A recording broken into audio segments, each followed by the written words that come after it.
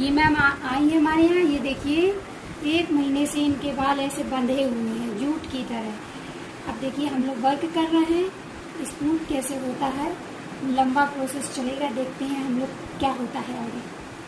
तो ऐसा कर बड़े बाल है ये ऊपर बाल में वो अंदर धीरे से नीचे बाल